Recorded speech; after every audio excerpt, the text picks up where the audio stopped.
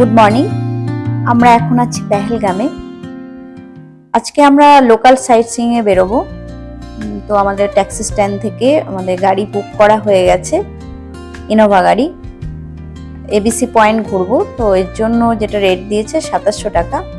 তবে আমরা বলেছি যে আমরা এরকম টাইম লিমিট থাকবে এরকম ভাবে ঘুরবো না, সেই জন্য ফেয়ারটা আমাদের একটু বেশি লেগেছে, 4000 টাকা। যেখানে যতক্ষণ খুশি আমরা দাঁড়াতে পারি, সেই জন্য আমরা এই রেটটা নিয়েছি। এই যে আমরা রেডি হয়ে গেছি। আজকে আমরা যাব এই যে আমাদের ট্যাক্সি স্ট্যান্ড থেকে গাড়ি চলে এসেছে। আজকে আমরা এবিসি পয়েন্ট কভার করব। চলুন দেখি, পেছনের ভিউটা দেখুন। আর এই হলো আমাদের কটেজ, যে কেটিডিসির 225 নাম্বার কটেজ। এখন আমরা আরু ভ্যালি, বেতাব ভ্যালি, চন্দনবাড়ি, এই ড্রাইভার দাদা বললেন যে প্রথমেই আগে আমরা চন্দনবাড়ি যাব, কারণ ওখানে স্নো অ্যাক্টিভিটি আছে, করতে সময় লাগবে, ফলে সেখানে আগে যাওয়াটাই বেটার।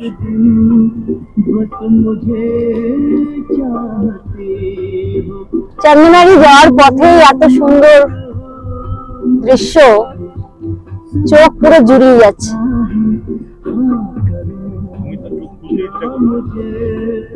যেদিকেই দেখছি সেদিকেই গ্লেসিয়ার।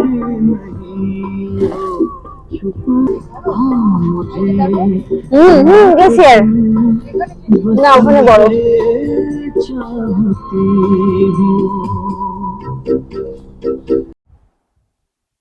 পেহেলগাম থেকে চন্দনওয়াড়ির দূরত্ব 16 কিলোমিটার, মোটামুটি 30 থেকে 35 মিনিট সময় লাগে। আর আজকে 5 তারিখ, এপ্রিল মাসের 5 তারিখ। মোটামুটি বেরোতে বেরোতে আমাদের 10টা বেজে গেছে, ফলে ওই 10:30টার মধ্যে আমরা পৌঁছে যাব আশা করছি। চন্দনবাড়ি যাওয়ার পথের দৃশ্য এক কথায় অনবদ্য। চারদিকে সাদা সাদা বরফ, তার সাথে নীল আকাশ, সব মিলেমিশে দারুণ লাগছে, দারুণ। আর ঢাল বেয়ে নেমে এসেছে পার্বত্য হিমবাহ, এটা দেখতে আরো ভালো লাগছিল। আর আমরা এই পেহেলগামে আসার পর এটাই হচ্ছে প্রথম বরফ দেখা আর কি।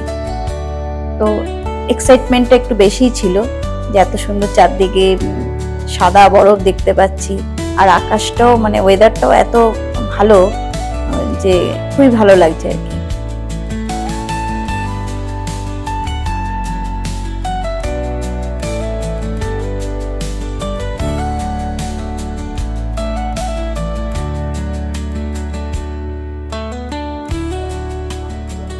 পৌঁছে গেছি চন্দনবাড়ি।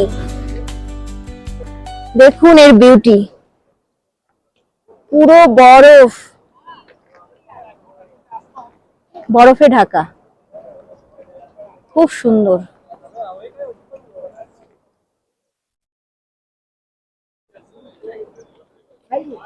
চলুন, চারদিকটা শুধু দেখুন কি সুন্দর।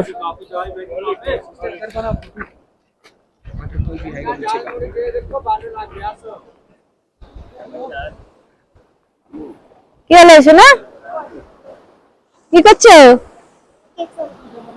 ভালো লাগছে? वाटरफॉल दिखाएंगे पीछे का, रैबिट के साथ बना फोटो, पोज देता रैबिट।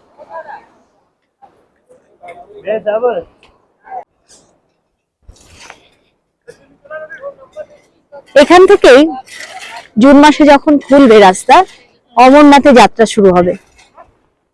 এই সোজা পথ ধরে এগিয়ে গেলেই বাবা ভোলানাথের, বরফানি বাবার দেখা পাওয়া যায়। এই যে আমরা সবাই এগিয়ে যাচ্ছি, তুলতুলি খুব আনন্দ পাচ্ছে।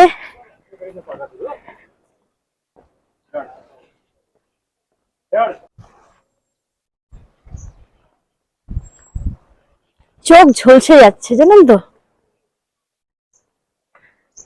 এত বরফ। আজকে আমি সানগ্লাসটা বাড়িতে ফেলে এসেছি, দীপঙ্করের সানগ্লাসটা পরতে হলো।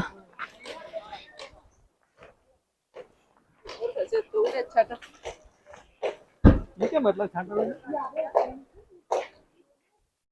ये बोर्ड पे नहीं।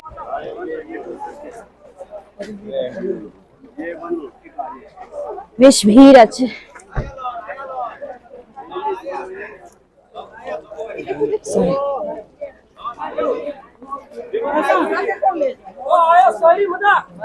প্রচুর বরফ।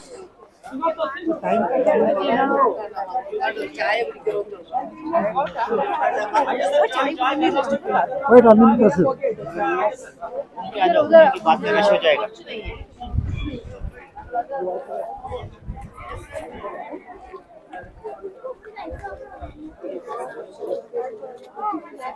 गर्दी वाढती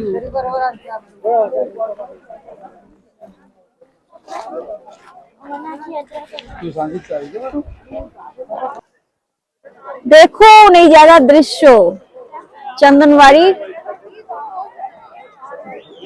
চারিদিকে শুধু বরফ আর বরফ, তাকানো যাচ্ছে না।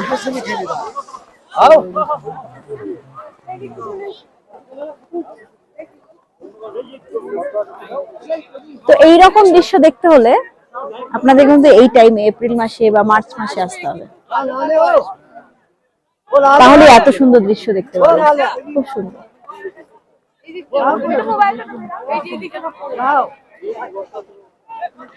সবাই ওরা ওদিকে গেছে।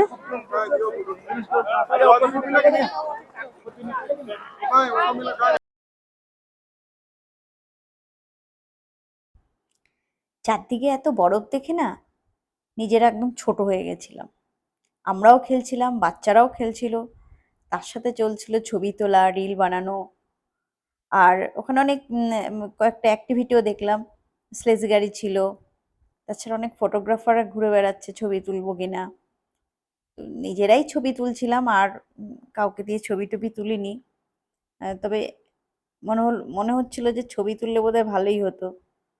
বেশ ভালো লাগছিল, দারুণ দারুণ আনন্দ হয়েছিল।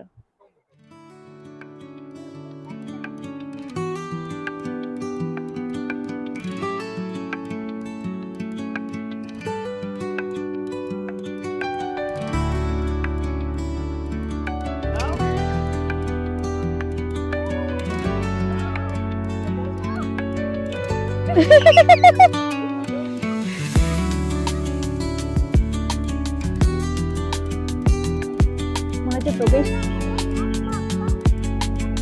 নিয়ে যাবো না কিন্তু।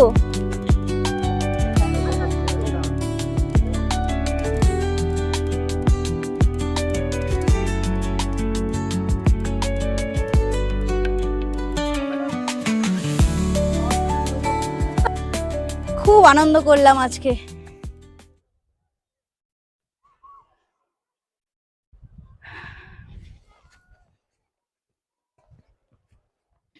প্রচুর প্রচুর বরফ।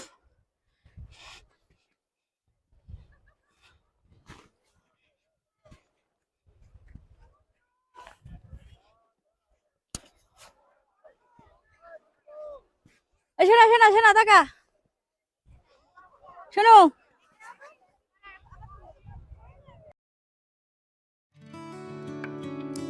ফিরে যেতে মন চাইছিল না। এই অপার্থিব সৌন্দর্য ছেড়ে মনে হচ্ছিল না অন্য কোথাও যাই, কিন্তু যেতে তো হবেই। তাই বাবা বরফানিকে প্রণাম জানিয়ে আমরা এগিয়ে গেলাম পরের গন্তব্যের দিকে। আর দু চোখ ভরে দেখে নিচ্ছিলাম এর সৌন্দর্য।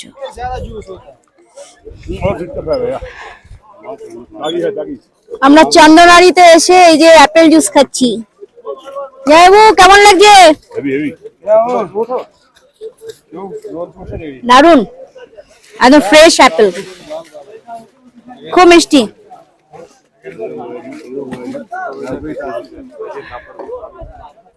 এই রকম পরিবেশে দেখুন এনভায়রনমেন্টটা, এর মধ্যে অ্যাপেল জুস খাচ্ছি। যাবো কেমন? এই অনিতা দি, অ্যাপেল জুসটা মিষ্টি তো, কোনটা বেশি ভালো? এনার্জি ড্রিঙ্ক, কারণ অনেক অ্যাক্টিভিটি করেছেন দিদিরা, অনেক রিল টিল বানিয়েছেন তো। छवि बना हूँ नहीं हूँ मैं बहुत छवि बनाया ये देखते माने মেয়ে বায়না করেছে কাশ্মীরে এসে আম খাবে। अभी बहुत छवि बनाया এই যে দেখুন मैंगो मैंगो কেমন বলো? हेलो मैंगो खास ना মিষ্টি मिष्टी না টক? ও তুমি মনে হচ্ছে মিষ্টি না, মিষ্টি। কাশ্মীরের আম, কাশ্মীরের আম তাই তো? ये आम टॉप मिष्टी में খা খা খা, খেয়ে নাও। एक बना के देते हैं उसके बाद देखिएगा এই পরিবেশে যদি কলকাতার আম খাওয়া যায়। तो कस्टमर को क्यों तुम ये डिप्राइव करते हो बना के এই পথেই অমরনাথ যাত্রা হয়। এখান থেকে চন্দনওয়ার শেষনাগ 12 কিলোমিটার আর বাবা বরফানি গুহা 32 কিলোমিটার। এই সোজা পথ ধরে ভক্তরা এগিয়ে যান।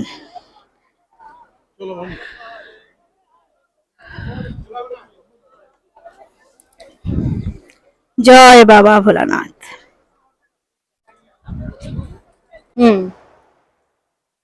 আমরা চন্দ্রনারী থেকে ফেরার পথে এই একটা ভিউ পয়েন্টে এসে দাঁড়ালাম। এটা একটা গ্লেসিয়ার, গ্লেসিয়ার মেল্ট হয়ে জল দেখুন বয়ে চলেছে। এটা পর্বত পাদদেশীয় হিমবাহ, খুব সুন্দর।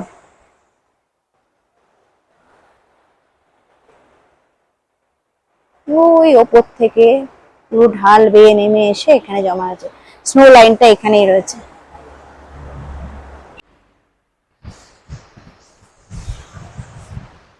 চলুন নেমে দেখি।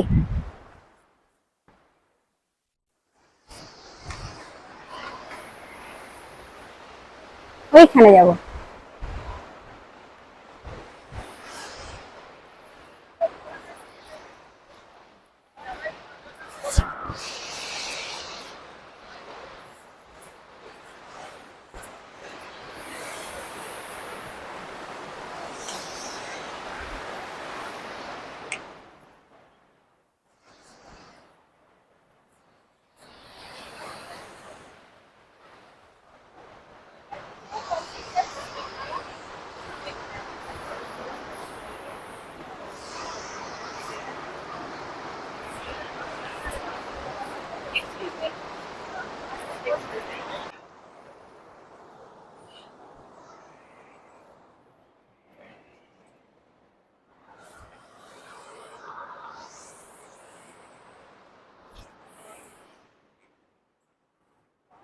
এই যে বরফ গলে জল হয়ে বেরোচ্ছে।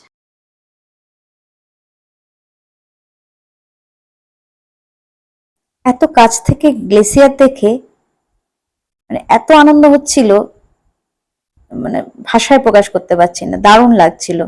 আর ছোটবেলার ভূগোল বইয়ের কথা বারবার মনে পড়ছিল।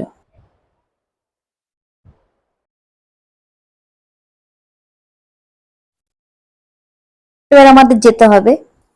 আমরা এখন যাব বেতাব ভ্যালি। এখান থেকে প্রায় 9 কিলোমিটার ডিস্টেন্স, তাও আধ ঘন্টা মতনই সময় লেগেছে আমাদের যেতে। এখানে দেখুন ছাগলটাকে কি সুন্দর সানগ্লাস পরে সাজিয়ে রেখেছে, আর এই ছাগলের সাথে অনেকে ছবি তুলছে।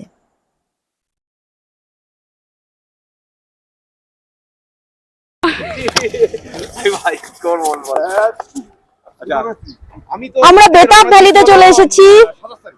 কি সুন্দর দৃশ্য দেখুন, এখানেই শুটিং হয়েছিল সানি দেওলের বেতাব। খুব সুন্দর এই ভ্যালিটা।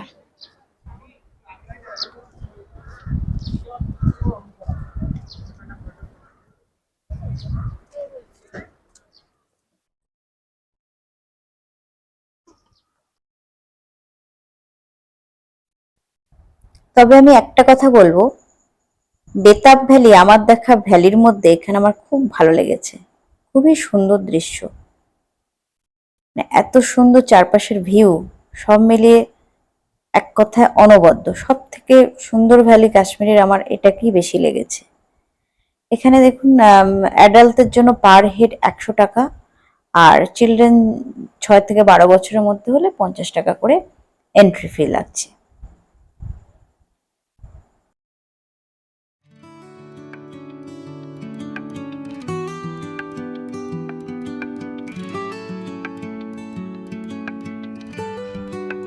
বেতাব ভ্যালির প্রত্যেকটা কর্নারই যেন ছবি তোলার জন্য উপযুক্ত।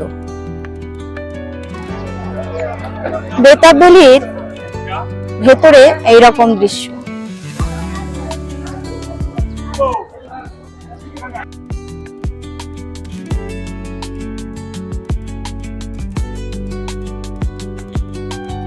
এখানে আমরা বেশিক্ষণ সময় কাটাতে পারিনি, কারণ চন্দনওয়াড়িতে এত সময় আমরা দিয়ে ফেলেছি। তো এখানে মোটামুটি 8 ঘন্টা থেকে 40 মিনিট মতো ছিলাম। তো এখান থেকে আমাদের বেরোতে বেরোতে প্রায় 1:45 বেজে গেছিল। তো আইসক্রিম খেয়ে 1:45 নাগাদ আমরা বেরিয়েছি। তবে মন চাইছিল যে এখানে যদি আরেকটু আগে আসতে পারতাম, আরো বেশ খানিকক্ষণ এখানে সময় অনায়াসে কাটিয়ে দেওয়া যায়। কখন যে চোখের নিমেষে সময় চলে যাবে বুঝতেও পারবেন না। কিন্তু সময় মানুষের বাধা, সে সময় অনুযায়ী চলতে হবে। তো সেই জন্য আমরা আর কি করব, একটু ছবি টবি তুলে আমরা আরো ভ্যালির দিকে এগিয়ে গেছিলাম।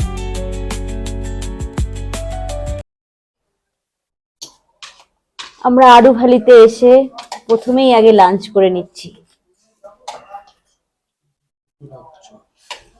ছুঁচো ডন দিচ্ছে, তাই তো। হোটেল মিল্কি ওয়েতে এসেছি। খুব সুন্দর হোটেলটা, লোকেশন আর জায়গাটাও খুব সুন্দর।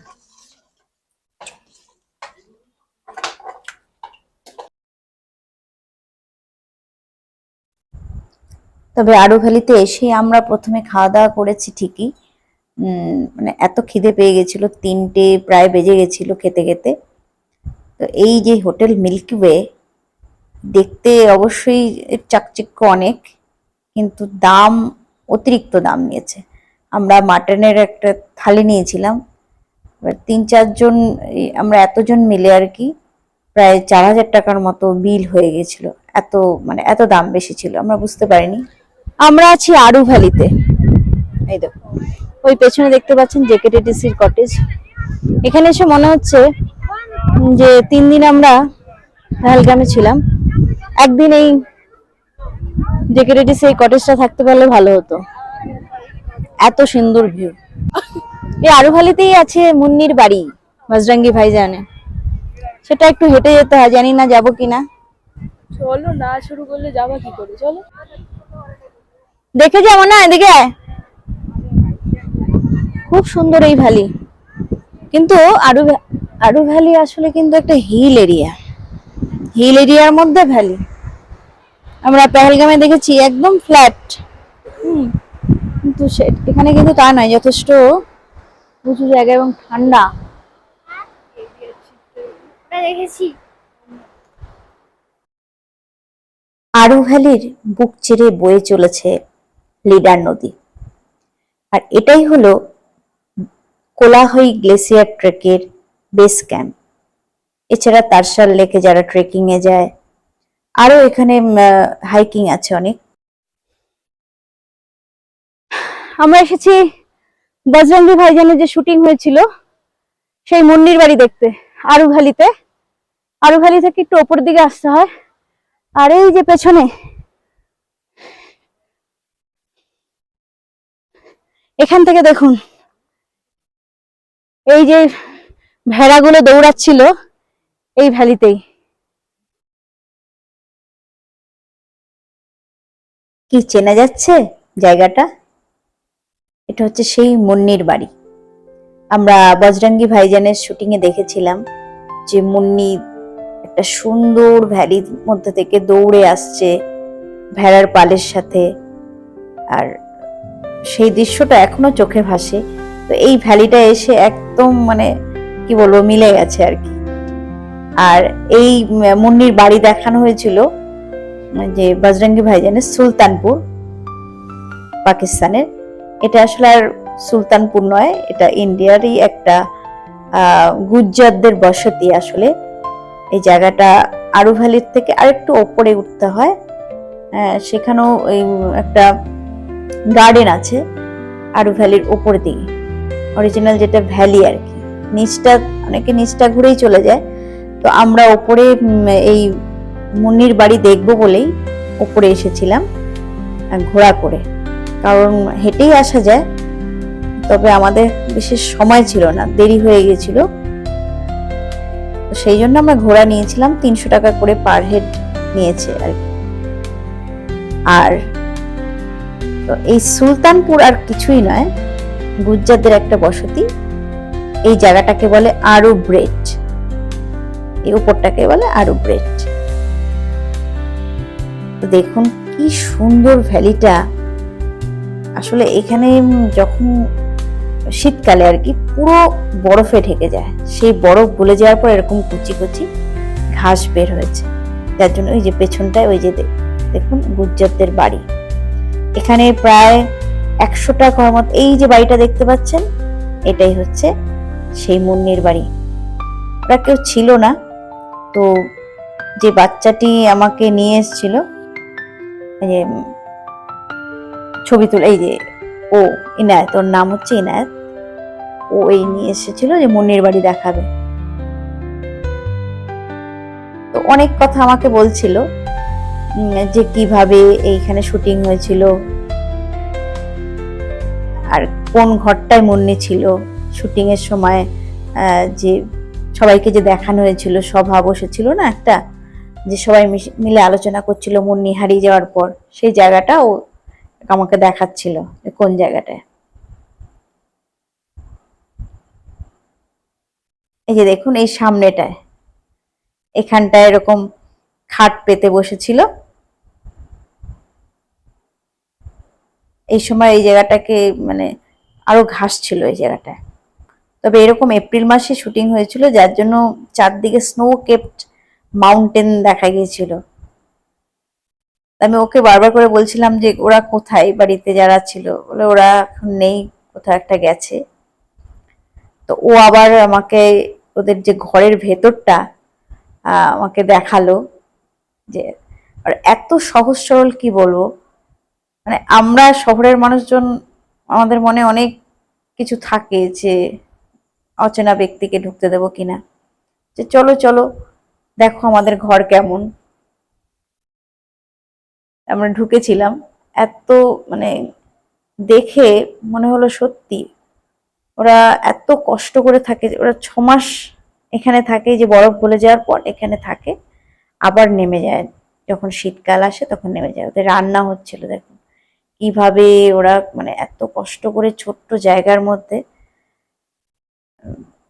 কিভাবে রয়েছে। ওর নাম আয়েশা, ওর সাথে কথা বলছিলাম।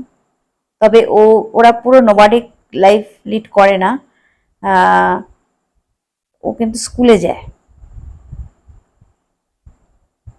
ওরা 4-5 ভাই রয়েছে। ওর মায়ের সাথেও আমি কথা বলছিলাম। ইনি হচ্ছে আমাদের ঘোড়াওয়ালা, এই হচ্ছে ওর মা। দেখুন ফোন টোন সবই আছে, তবে সিগন্যাল অত হয়তো ভালো থাকে না। ওরা বেশ কষ্ট করে মানুষ করছে বাচ্চাদের। হসপিটালও আছে, বললো যে সেটা অনেকটাই নিচে, আরু ভ্যালির নিচে, যেখান থেকে আমরা উঠে এলাম। এই দেখুন এই বাচ্চাটি। আর ওই যে দেখুন ভেড়া। তো এনায়েক আমাদের আবার ছবি তুলে দিতে, দাও তোমাদের ছবি তুলে দিই। এই দেখুন পুরো মুন্নির মতো,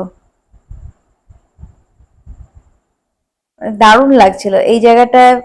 আপনারা যদি যান তো এই আরু ব্রেটে মানে একটু ওপরটায় অবশ্যই যাবেন। এই দেখুন এই জায়গাটা সেই বজরঙ্গি ভাইজানে দেখিয়েছিল না, যে ইন্ডিয়া আর পাকিস্তান সবাই দৌড়ে দৌড়ে আসছিল,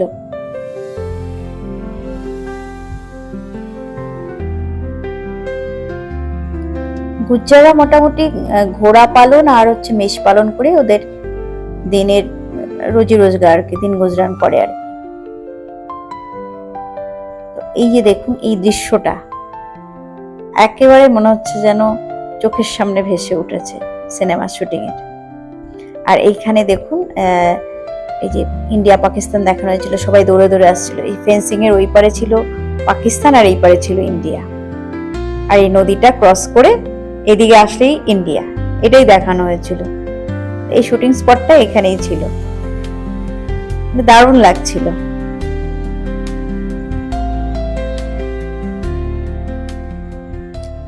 আজকের মতো ঘোরাঘুরি এখানেই শেষ। 3টে পয়েন্ট আমরা কভার করলাম। এখান থেকে বেরোতে বেরোতে প্রায় 5:30 বেজে গিয়েছিল আমাদের। তো আমাদের এই পর্বটা আপনাদের কেমন লাগলো জানাতে ভুলবেন না। আর ভালো লাগলে অবশ্যই লাইক, কমেন্ট, শেয়ার করবেন। আর অবশ্যই পাশে থাকার জন্য সাবস্ক্রাইব করবেন, যাতে আরো এরকম ভিডিও আপনাদের উপহার দিতে পারি। সকলে ভালো থাকুন, ধন্যবাদ।